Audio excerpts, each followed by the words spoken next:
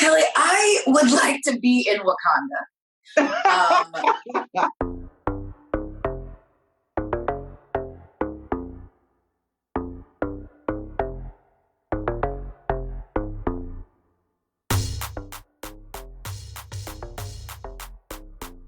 All it took was one speech. It was one vulnerable moment, and everything after that, it seemed, clicked for Gabrielle Union. In 2013, Union was honored with the Fierce and Fearless Award at that year's Black Women in Hollywood Awards presented by Essence magazine. She was honest and open, and in a way that she hadn't been before. She shifted and evolved into the transparent disruptor that she's so celebrated for today. She has 27 years worth of credits to her name and counting. This season, her series LA's Finest, a spinoff of the hit 2003 sequel Bad Boys 2, hits Fox TV, and soon she'll go into production on several new movies and projects. Union is an activist, best-selling author, producer, and of course actor, and well, she's my friend. We chat. Gab, I feel like a shift for you happened right around 2016. What happened around 4 years ago that made you kind of want to be more freely expressive? Well, you know what? I think going back even a little bit further to the Essence Women in Hollywood luncheon and getting honored and wanting to write a speech that was rooted in truth and transparency. And, you know, those are always like the best laid plans kind of thing. And then you have to kind of wait and see what the reaction is. And nobody died. My world didn't end. And if anything, I felt much more free and it was well received. But as I started writing my book, We're Gonna Need More Wine, in 2015 and 2016, and going to a lot of therapy, this empty basket you see here, it used to be full of and now it's empty. I think one thing that endears you towards people is your forthcomingness, but that also feels very vulnerable. What was the push for you to be as open and as forthcoming as you are about your life? And are there any challenges with putting yourself out there like that? Yeah, I just got tired, you know. It's just, you know, that you see in those movies where it's just like, and one day she just got tired. And then it's like vigilante. And instead of, you know, being like, warriors, come out and play. I was just on I've been through a lot of and I'm sick of hiding, of being afraid of being, you know, revealed or whatever. I'd rather use my life, my reality, my hardships, my rock bottom to share with other people and how I got through. What have you heard from maybe women who read your book and how they're responding to kind of that specific narrative? You kind of go into it assuming most women are probably going to relate to this chapter or this chapter. It was all sorts of things, like every city, you know, each woman, I couldn't predict like, okay, they're going to respond to the, you know, fertility journey. They're going to respond to divorce. They're going to respond to not knowing where my vagina from my urethra. Everyone kind of took something different away. So it made me glad that I had shared so much different kind of stuff. And it wasn't just a book about, you know, one thing, one part of my journey.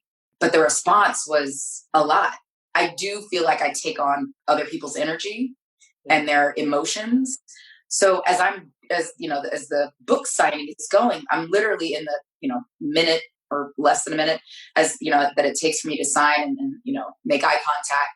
People are literally telling me the worst that's ever happened to them, and just wanting to be seen and just wanting to know that they're going to be okay.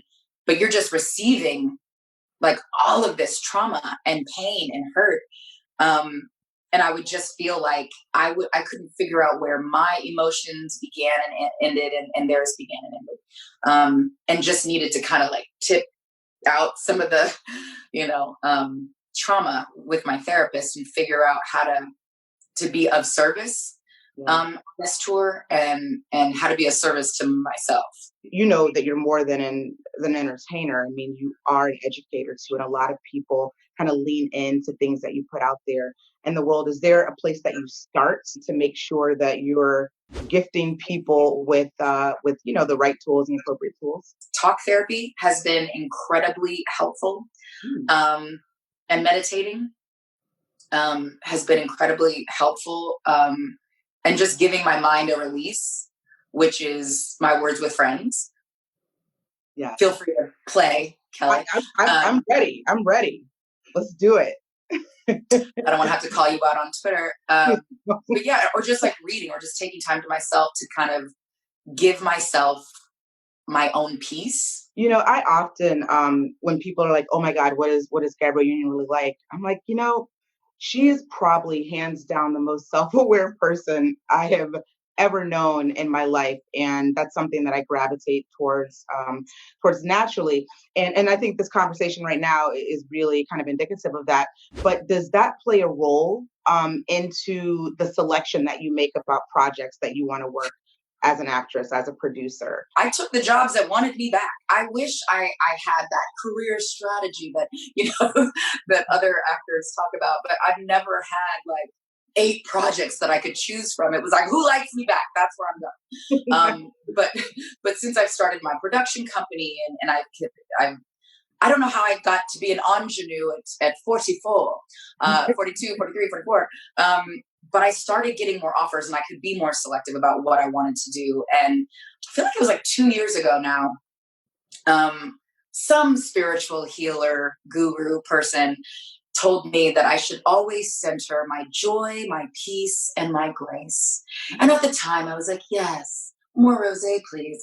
But it stuck in there. So when I was doing my vision board, I found the words joy, peace, and grace, and I put it on my vision board. And I was like, what if anything that comes to me, anything that I'm asking for, I just don't want it to take away from my joy, my peace, or my grace.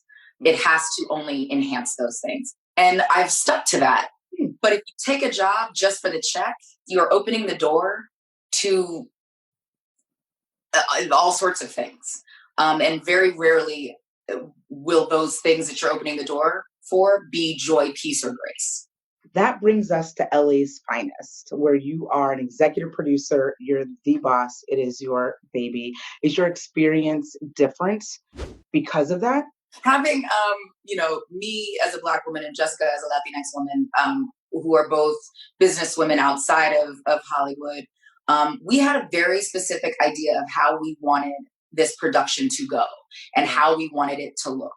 To be populated with people who actually look like Los Angeles, who are bringing not only their brilliance as writers and creators and directors and producers, but their innate greatness as people of color who, occupy space in this world. And we also wanted to center time management and efficiency and family. When we first started, Jess had just had Hayes and she was breastfeeding, and she was like, I'm sure you're not going to want me. I'm breastfeeding. And I was like, a breastfeeding woman knows more than anyone how to multitask and how to keep all the balls in the air and keep a kid alive. Yeah. There's no one better than you, and it's only you that who could be Nancy McKenna in the way that we want to present Nancy McKenna. So yeah, it's dramatically different. Nobody wastes time. We communicate. We get home in time to see our families. We are able to be active, parents and friends and community members. And it's a give and take, and we listen and we compromise. And it's not a weird dictatorship where bull flies. We don't have the stomach for it. One thing that I read probably about 2 years ago, and it was like a blind item in one of the trade magazines. I thought this was so interesting.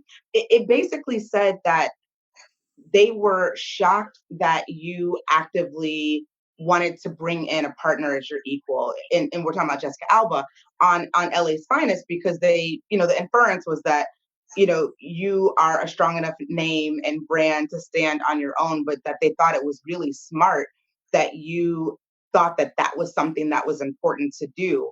Why was that important for you to do? As opposed to maybe, I mean, Kelley, I love a boss mother. I love women with big lives. I love women with personality and opinions and who take up space. Yeah. I'm reminded of an interview that I heard, and it stayed with me forever. They were interviewing Julia Roberts for My Best Friend's Wedding, and they were like, "Why would you choose Cameron Diaz, this hot young starlet?" And she was like, "Because a lesser actress or a lesser woman wouldn't make sense." Mm-hmm. And it's also I feel like she followed it up with, "And what are you saying about me?" Right. Right. You know what I mean? So yeah.